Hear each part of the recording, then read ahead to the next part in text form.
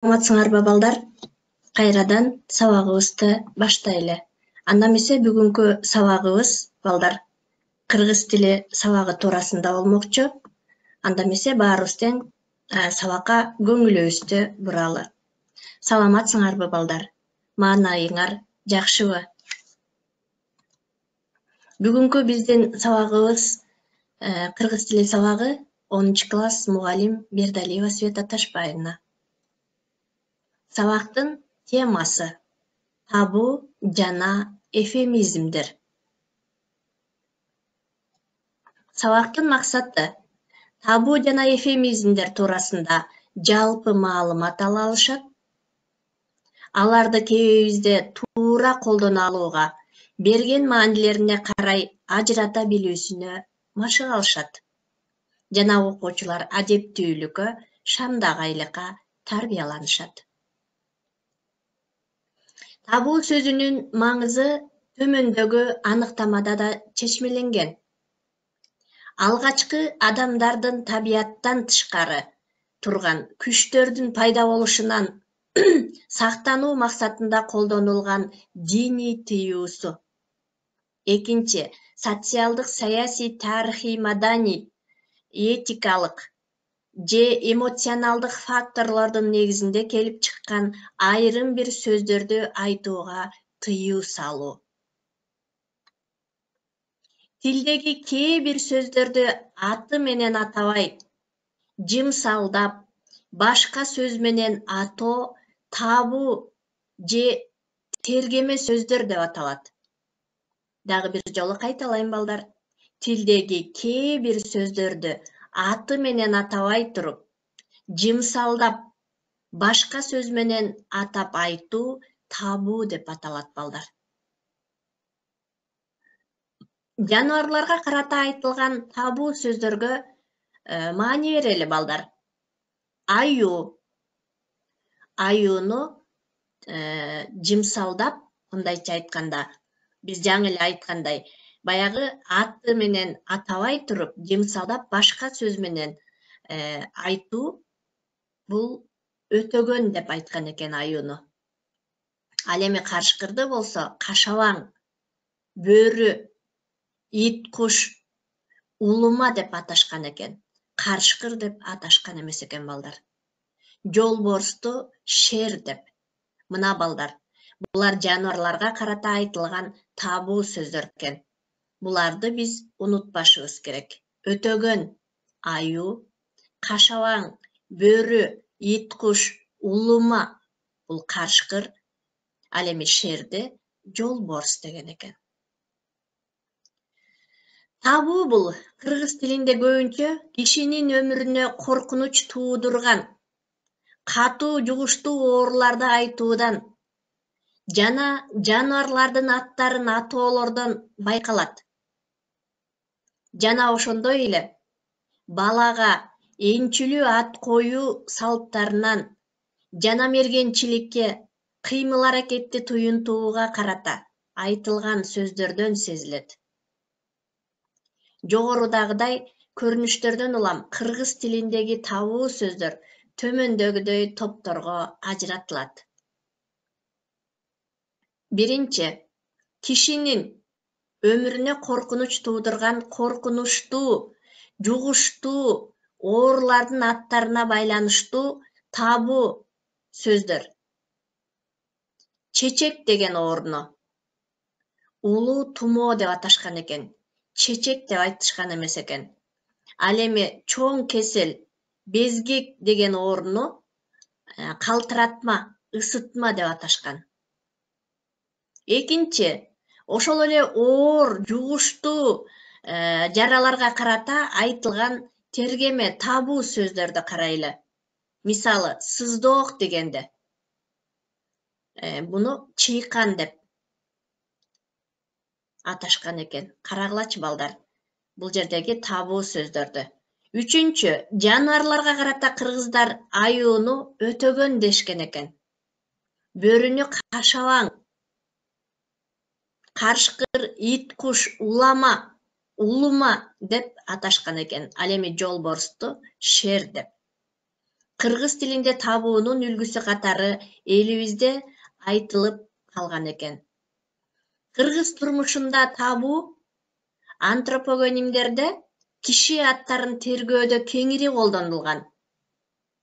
Мисалы, эл арасында айтылып жүргөн адамдын энчүлүү аты Арыкбай Өстөн аке. Сайра, Сайракан, Сайрагүл Булбул. Бул тууганчылык жана кишинин жаш өзгөчөлүгүнө ылайык сөз жанаша айтылган экен.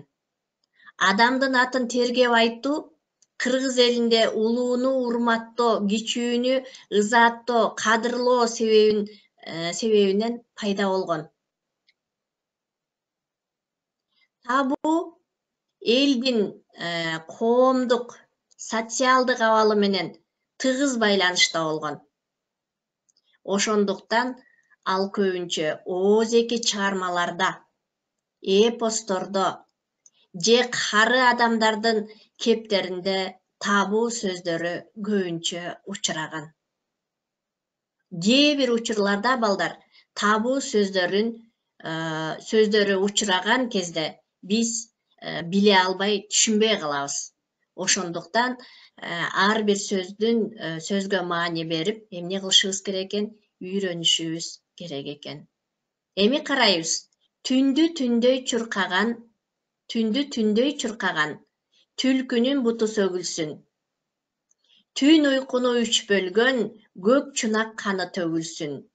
Бекбекей ырынан экен. Бул жерде табуу сөзү көк чунак. Ок тиккен көрсө аймаган, тилин тикен сайбаган, ойсул ата малым бар деп элдик ооз-эки чыгармалардан алган экен. Бул жерде ойсул ата деп төөн айтып жатат балдар. Бирин койбой кармады, кулк эттире жалмады. Эчки өзү да аман калбады. Анан кашабаң жолго түштү. Иш ушуну менен бүттү. Бул жаңы ата тамсилинен эмне кылган экен, алынган экен. Мына балдар, бул жерде кашабаң сөзү табуу сөзү. Кашабаң деп биз карышкырды айтабыз дедик, карышкырды кашабаң, улума, ит куш, бөрү деп эмне кылат экенбиз, айтат экенбиз. Мисалы, өлдү деген сөздү биз жымсалдап дүйнөдөн өттү, же каза болду, же көз жумду, дүйнө салды деп эмне кылабыз, айта алабыз. Мына балдар, өлдү деген сөздүн табуу эфемизминде айтылган чечмелениши ушундай экен. Дүйнөдөн өттү, же каза болду, көз жумду, дүйнө салды деп биз эмне кылабыз, сүйлөп келебиз. Сен ошентип жаздым болдуң, кантейин жаш кетип элдин эсинде да, анча калган жоксуң. 12-ден бир күлүң ачылбай, кай жерде барып жалп эте түштүң экен. Саманчынын жолунан алынган экен. Жаздым болдуң, жок болдуң, жаш кетип, эрте кеткенин, жалп эте түштүң. Бул жерде кай жерде барып жалп эте түштүң экен деп, баягы жок болуп, баягы дүйнө салган маалында эмне кылган экен, сыйда айтылган табуу сөздөрү. Жапасы күчтүү замана жабыркатты адамды. Сен алыстан келгенче аткардык жалгыз балаңды. Күлгүндү кийип кирдеткен, күлүктү минип тердеткен, күкүгүң жалгыз топчубай, күн тийбес жайга жол чеккен. Корголдосу уулу бул Токтогул Сатылгановдун жалгыз баласы Топчубай каза болгондо, Токтогул Сатылгановдун астынан чыгып, комузун колуна алып, анан ырдап баягы баласын Токтогулга угускан жери. Мына балдар, бул жерде дагы табуу сөздөр эмне кылып атат, колдонулуп атат. Бул жерде аткардык деген жалгыз балаңды баягы жерге бердик дегендей эмне кылып атат, айтып атат.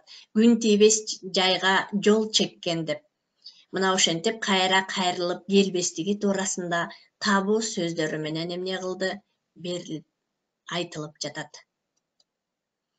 Эми эфемизм балдар. Эфемизм грек тилинен которгондо жакшы сүйлөймүн деген маанини берет. Бул кулакка жагымсыз угулуучу орой, адепсиз сөздөрдү шартка угуучунун психологиясына ылайык жымсалдаштырып, маданиятташтырып айтуу. Бул көрүнүш, бул же тигил элдин үрп-адаты, маданияттуулук даражасы, эстетикалык туюму, этикалык нормаларды сактай билиши менен тыгыз байланыштуу. Мисалы, жогоруда мисал келтиргендей, төрөдү дегендин ордуна биз көз жарды, боюнан бошоду деген сөздөр эмне кылат экен? Колдонулуп келет экен балдар. Эфемизм тилди байытууда өзүнчө мааниге ээ экен. Айтууга ыңгайсыз эфемизм сөздөрдү, бирок ошо оор тие тургандыгы үчүн, орой жана жагымсыз угулгандыгына караштуу, муну сылык сыпа айтуу иретинде алмаштырган сөздөр бул эфемизмдер деп аталат. Эфемизмдер балдар айтууга ыңгайсыз, оор тие турган, орой жана жагымсыз сөздөрдү башка сөздөр менен алмаштырып, сылык сыпа айтуу эфемизм деп аталат экен балдар. Бул терминди Полинезия Тончо аралдарында жашаган аборигендерди жергиликтүү адамдарды изилдеген белгилүү англис капитаны Джеймс Кук 1771 эң биринчи табууга байланыштуу ири салт бар экендигин аныктап, терминдин жаралышына негиз болгон экен. Кийинчерээк табуу илимий термин катары колдонула баштаган. Лингвистикалык энциклопедиялык сөздүктө табуу менен эфемизм сөздөрү мындайча түшүндүрүлөт. Табуу бул Полинезия сөзү кыргызча тыюу, белгилүү бир сөздү же сөз айкашын же энчилүү атты айтууга жол берилбеген, башкача айтканда тыюу салынган сөз. Табуу. Ал эми табуу кубулушу тил, кеп, аткарган кызматы боюнча магиялык күчкө ээ болот деген ишеним негизделген.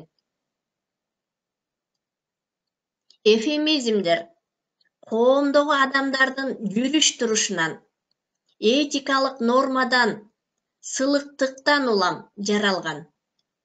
Тилде эфемизмдер канчалык көп болсо, элдин ички маданияты ошончолук жогору деп эсептелинген. Эфемизмдер элдин жашоо турмушу, ички маданияты менен тыгыз байланышта болгон. Адамга орой оор тие турган сөздөрдү жымсалдап айтуу кыргыз элинин ички маданиятынын бир көрүнүшү. Эфемизмдердин тарыхына кайрылсак, анын тээ алмуздактан эле жаралганына күбө болобуз. Ал кылымдарды каратып келе жаткан кубулуш десек жаңылышпайбыз.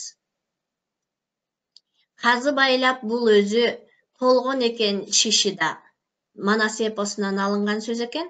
Бул жерде эфемизм сөз казы байлап, толуп, семирип деген сөздү сылык маанисинде казы байлап деп эфемизм сөзү болуп атат. Токтогул Сибирден келгенде уулу Топчубайдан айрылып калганын акын Коргол мындайча угузат. Күлүгүңдү кийип кирдеткен, күлүктү минип тердеткен, күкүгүң жалгыз Топчубай, күн тийбес сапар жол кеткен. Эми эле дагы мисал катарында балдар биз бир сыйра ушул туурасында айтып өттүк. Бул жерде күн тийбес сапар жол кеткен деп. Кайрылып кайра келбес сапарга аттанып кеткенин эфемизм сөзү аркылуу сылык сыпа түрүндө эмне кылып атат? Айтылып жатканы. Жогорудагы эвфемизмдер булар жагымсыз көрүнүштө сөздү жымсалдап берүү менен эмоционалдык же образдуу маанилерди пайда кылат. Дагы катуу айтып, адамдын көңүлүн сындырып албоо, адамды чочутпоо, далалаты маданияттын адептүүлүктүн белгиси катары эчактан бери жашап келгендиги жана мындай традиция бүгүнкү күндө өнүгүп жаткандыгына күбө ала алабыз. Тематикалык жактан алганда кыргыз тилиндеги эвфемизмдер төмөндөгүдөй топторго ажыратылат.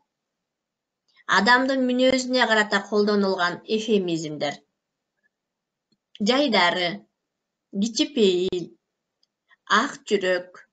Экинчи, кишинин сырткы көрүнүшүнө карата пайдаланылган эвфемизмдер: эткел, болук, толмоч деген. Үчүнчү, кишинин сапатына карай айтылган эвфемизмдер: жылдыздуу, кулагы катуу, каңырыш, бойго жетти. Төртүнчү, адамдын касиетин баяндоодо дагы колдонулуучу эвфемизмдер: маңдайы жарык, ичкен ашын жерге койгон жана башка.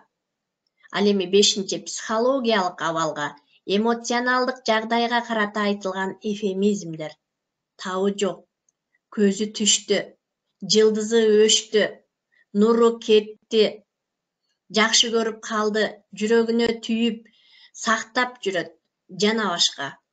Мына балдар, булар кыргыз тилиндеги эвфемизмдердин төмөндөгүдөй топторго ажыратылганы. Учурда кыргыз тилинде мындай эвфемизмдер көбүнчө поэзияда, прозада, драмалык чыгармаларда кеңири кездешет. Мисалы, ошентип капыс ажал туура келип, Мидинда сайрай кетти жөнөп. Райкан Шүкүрбековдун досу Мидин Алыбаев каза болгондо айтканы. Бул жерде ажал кетти жөнөп эвфемизм сөздөрү. Ташка тийген айнектей күм жам болду. Айтканыңыздай баары жылас болду эне. Жаркынды кече жайына койдук. Мына бул жерде күм жам болду, жылас болду, жайына койдук. Эвфемизм сөздөрү. Тематикалык жактан алганда кыргыз тилиндеги эвфемизмдер төмөндөгүдөй топторго ажыратылат дедик. Адамдын мүнөзүнө карата, адамдын сырткы көрүнүшүнө, кишинин сапатына, психологиялык абалга, эмоционалдык жагдайга карата айтылган эвфемизмдер дедик. Мына балдар, буларды эсибизден чыгарбайлы. Эми балдар, Вендин диаграммасы табуу эвфемизм боюнча кандай окшоштуктары бар жана экөөнүн кандай айырмачылыктары бар? Табууга кирели. Табуу полинезий сөзү, тергөө сөздөр, айтууга тыюу салынган сөздөр. Биз табуу дегенде эле эмне кылабыз, түшүнө алабыз, Бул айтууга тыюу салынган сөздөр, жымсалдап айтылган сөздөр. Ал эми эвфемизмдин өзгөчөлүгү: грек сөзү жакшы сүйлөм дегенди бизге берет. Бул эвфемизмде табуу сөзүнүн өзгөчөлүгү сылык, сыпаа түрдө айтылат. Табуу сөзү айтууга тыюу салынса, ал эми эвфемизм сөзү болсо, ошол сөздүн сылык, сыпаа түрүндө айтылышы. Эми балдар, табуу менен эвфемизмдин окшош жактары: экөө тең лексиканы изилдөөдө колдонулат, синонимдердин түрүнө кирет. Мына табуу менен эвфемизмдин окшош жактары. Ал эми көнүгүүнү карайлы. Табуу жана эвфемизмдерди окууда, ажыратууда пайдалангыла. Көнүгүүнү мен окуп чыгам балдар. А силер кунт коюп угуп, кайсы жерде табуу, кайсы жерде эвфемизм сөздөрү катышып жатат. Ээси Арамза болсо аты котур болот. Ээн көлдү шайтан ээлейт. Эшек семирсе ээсин тебет. Эчки эгизди тууйт. Жолборс бирди тууйт. Бир жолборс 1000 иттин жолун бууйт. Эчки тууй албай жатып койго арачы болуптур. Этим тургай табагымды таппай жүрөм. Этеги шалтак болсо да бай катыны эмеспи. Эт көрбөгөн чоң сугунат. Эт жебесем таш жейин, этегиң жапчы кудагый. Эт жебеген куш болбойт. Эки жакшы туш болбойт. Эки жакшы туш болсо чамгарагы ыш болбойт. Эт этке, сорпо бетке. Эсептүү дос айрылбайт, эсепсиз дос кайрылбайт. Мына балдар жана башка сүйлөмдөр эмне кылды бүгүнкү көнүгүүдө табуу жана эфемизм сөздөрү колдонулду. Бул жерде кайсы сөздөр табуу сөздөрү, кайсы сөздөр эфемизм сөздөрү. Табуу айтууга тыюу салынгандары кайсылар? Жана эфемизм сөздөр буларды сылык сыпат түрүндө кайсы сөздөрдү биз айта алабыз. Бул боюнча өзүңөр таап, жазып, бөлүп чыгасыңар балдар. Мына балдар, бүгүнкү сабакта кыскача маалымат болсо да ала алдык деп ойлодум.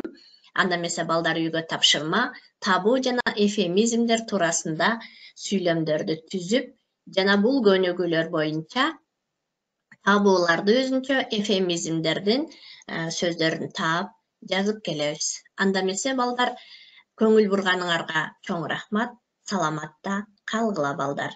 Көрүшкөнчө.